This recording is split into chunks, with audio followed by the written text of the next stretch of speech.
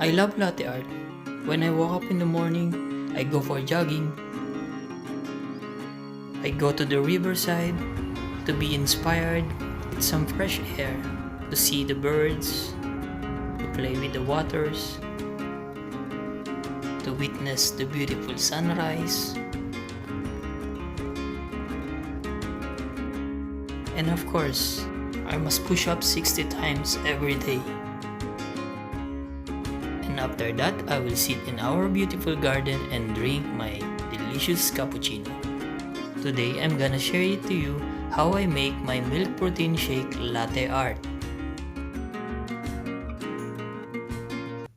Hello R&K Friends, welcome back to my channel. Do you love sports? Today, I'm gonna show you how to make a latte art by using milk protein.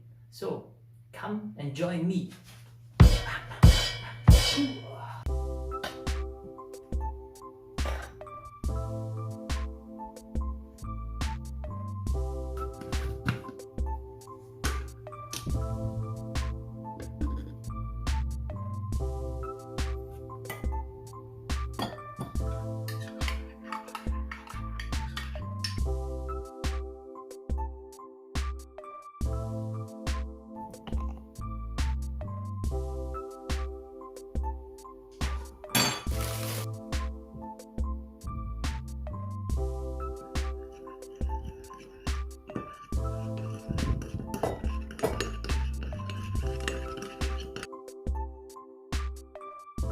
Now we put 1 teaspoon chocolate powder, or if you have cacao powder at home, you can put also to add some dark star paste and also the aftertaste. Usually my protein shake is already with a chocolate taste, and of course for the latte art, you should have a dark